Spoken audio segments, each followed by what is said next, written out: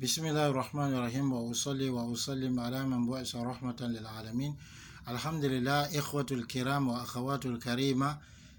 Chers frères et sœurs, notre cours d'aujourd'hui porte sur Al-Aqidah, mais précisément l'explication des piliers de la foi. Al-Iman, lughatan at-tasdiq al-jazim. Quand on dit le Iman dans la langue arabe, c'est la véracité ferme. Donc, rendre quelque chose véridique de façon ferme.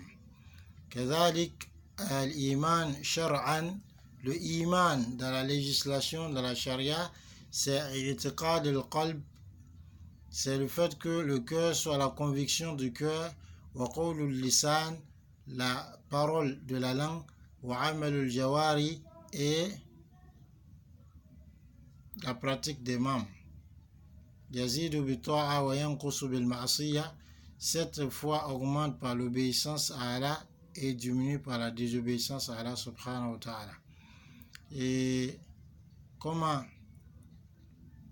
on sait cette définition? C'est le hadith rapporté par Muslim où Rasul dit sallallahu alayhi wa sallam: al-imanu bid'un wa sab'una aw bid'un wa sittuna shu'bah فأفضلها قول لا إله إلا الله وأدناها إماطة الأذى عن الطريق والحياء شعبة من الإيمان. Il dit la foi comporte 70 et quelques branches ou 60 et quelques branches, dont la meilleure est la parole La ilaha illallah, la plus basse ou la moindre est d'écarter du chemin ce qui peut nuire aux passants, et la pudeur fait partie de la foi. Donc ça c'est la foi avec les actions qu'elle comporte, les types et les genres de ces actions. Quant à la foi en tant que quant aux piliers de la foi, donc ils sont 6. C'est ça on a cité dans la définition de dogme authentique. Maintenant ces 6 piliers de la foi, aujourd'hui on va voir l'explication de ce qu'on appelle al-imanu billah, croire à Allah. Croire à Allah subhanahu wa ta'ala implique 4 choses. Premièrement, al-imanu bi wujudillah, croire en l'existence d'Allah. Wa qad dalla ala dhalik al-aqlu wal-fitra wal-shar'u wal-hiss. Deuxièmement, al-imanu bi rububiyyatillah. Troisièmement, al-imanu bi uluhiyyatillah. Quatrièmement, al-imanu bi asma'ihi wa sifatihi. Donc croire, la foi en Allah comporte 4 points. Premièrement, croire en l'existence d'Allah. Deuxièmement, croire en la seigneurie d'Allah. Troisièmement, croire en la divinité d'Allah. Et quatrièmement, croire au nom et attributs d'Allah subhanahu wa ta'ala. Croire en l'existence d'Allah subhanahu wa ta'ala, cela a été prouvé par la sainte nature, par la raison, par la législation et par la réalité du terrain. Quant à la sainte nature, c'est que chaque personne, de façon innée, il comprend qu'il a quelque chose qu'il a fait exister et il a cette foi même à Allah subhanahu wa ta'ala tant qu'un élément quelconque n'est pas venu le détourner de cela. C'est en ce sens qu'il y a un hadith rapporté par Bukhari Muslim où Rasul dit sallallahu alayhi wa sallam: tout enfant né de la saine nature de l'islam, ce sont ces 2 géniteurs qui font de lui un juif ou un chrétien ou un adorateur du feu. Quant au fait que alors la raison donc prouve l'existence d'Allah, c'est le fait que chaque chose qui existe a forcément quelque chose qui l'a fait exister. Donc les créatures n'ont pas pu se faire créer elles-mêmes, elles n'ont pas aussi été créées au hasard. Elles n'ont pas pu se créer elles-mêmes parce que avant leur création, elles-mêmes elles étaient dans le néant. Donc ce qui est néant ne peut pas créer quelque chose d'autre. Maintenant, elles n'ont pas été créées au hasard parce que chaque chose qui existe a besoin de quelque chose pour la faire exister. Donc il devient obligatoire donc de comprendre qu'il y a quelqu'un qui a fait exister ou quelque chose qui a fait exister ces créatures-là. C'est celui-là qu'on appelle Allah subhanahu wa ta'ala. Et c'est à cela qu'Allah fait allusion quand il dit Am khuliqu min ghayri shay'in am humul khaliqun. Ont-ils été créés à partir de rien ou bien ce sont eux qui sont les créateurs? Jubair ibn Mut'im, comme l'a dit, c'est rapporté par le Bukhari, il dit que Rasulullah sallam lisait ces versets qu'on vient de lire dans la sourate Tour, il lisait la sourate Tour, sourate 52, jusqu'à ce qu'il atteigne ces versets-là, il dit Kada qalbi an yatira, c'est-à-dire mon cœur a fallu s'envoler. Et c'était le premier moment où alors la foi est descendue dans mon cœur. Une autre chose, c'est que c'est cet univers qu'on voit bien organisé, avec tout ce que ça comporte comme beauté, comme harmonie, il ne peut pas être le fruit du hasard. Parce que ce qui est fait au hasard n'est même pas organisé à sa base. Donc comment dans son évolution et dans son état d'existence, donc ça va être organisé. Ensuite, ce qui démontre que alors la charia prouve l'existence d'Allah, c'est que tous les livres célestes, tous les livres révélés ont parlé de l'existence d'Allah subhanahu wa ta'ala. Et on a aussi entendu parler des miracles qu'Allah subhanahu wa ta'ala a montré à ses messagers, et des gens ont assisté à cela, ceux qui ont vécu à l'état. C'est l'exemple de Moussa alayhi salam avec son bâton. Lorsque Allah subhanahu wa ta'ala leur ordonne de taper l'eau avec la main, avec le bâton, et que cette mer-là s'est transformée en 12 voies et que l'eau était devenue sèche telle des montagnes. De même, Isa alayhi salam qui ressuscitait les morts ou qui donnait, faisait voir les aveugles, tout ça par la permission d'Allah, ou bien Kezalik, Mohammed même sallallahu alayhi wa sallam, lorsque les mécréants lui ont demandé de prouver qu'il est un prophète d'Allah, il a fait signe de sa main en direction de la lune, et la lune s'est fendue en deux parties que les gens ont pu voir, comme cela est dit dans Surat al-Qamar, la Surat 54. Ensuite, ce qui nous montre de façon claire que dans la réalité que Allah subhanahu wa ta'ala existe, c'est l'exaucement des invocations de ceux qui sont angoissés et des invocateurs, comme Allah a cité cela au sujet des différents prophètes tels que Nuh alayhi salam ou Ayyub alayhi salam et autres.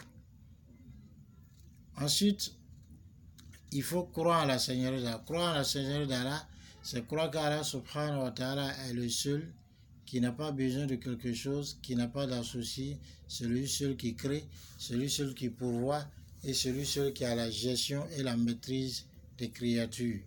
Et cela, tous les mécréants, en tout cas pour ce qu'on sait, ont attesté de cela. Et on ne connaît pas quelqu'un qui a nié cette unicité d'Allah dans sa seigneurie, sauf Pharaon, et il a fait par orgueil. Comme Allah a dit, وَجَاهَدُوا بِهَا وَاسْتَيْقَنَتْهَا أَنفُسُهُمْ ظُلْمًا وَعُلُوًّا. Donc ils ont discuté à propos de la parole de l'Iman, alors que leur cœur était convaincu de cela. Et ils ont fait cela par injustice et par le fait qu'ils voulaient donc s'élever sur terre.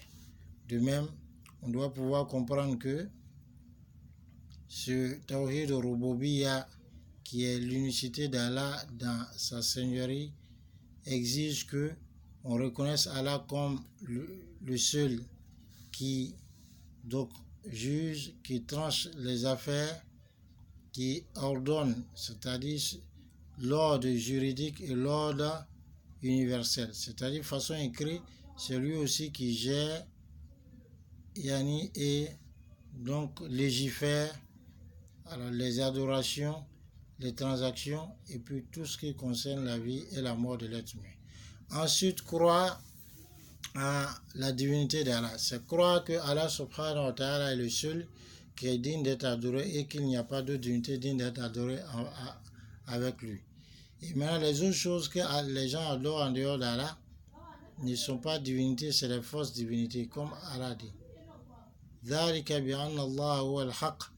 Et ce parce qu'Allah subhanahu wa ta'ala est la vérité, وَأَنَّ مَا يَدْعُونَ مِن دُونِهِ الْبَاطِلِ, et que ce que les gens invoquent en dehors d'Allah subhanahu wa ta'ala, c'est du faux. Donc le fait d'invoquer cette créature-là ne fait pas d'elles des divinités parce qu'elles n'ont pas une seule spécificité de la divinité.